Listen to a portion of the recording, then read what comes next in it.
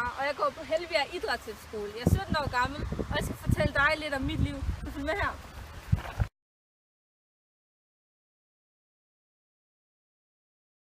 Altså her på Helbjerg, der bor vi i det her bagved, og de har sådan hver deres navn, og nu skal vi ind og se nogle af værelserne.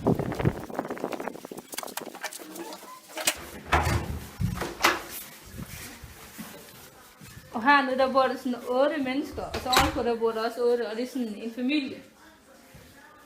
Hvor der bor 4 drenge og 4 piger i hver familie. Og det er sådan et pigeværelse, som det typisk ser ud, med masser af plakater, og ja, så det bliver lidt hjemligt.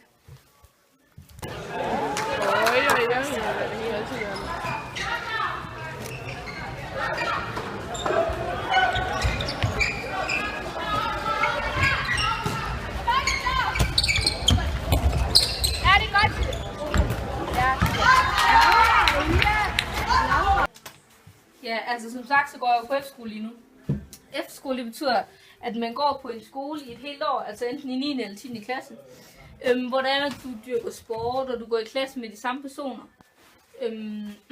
Og det gør så, at du kommer rigtig tæt på dem, og du får venner, som ofte varer resten af livet.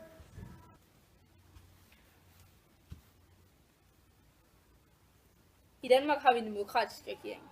Det betyder, at den danske befolkning har medbestemmelse i, hvad der skal ske i Danmark. I Danmark, der er det gratis at gå i skole. Og når du flytter hjemmefra, når du skal på gymnasiet, så får du noget statsligt støtte, som hedder SU.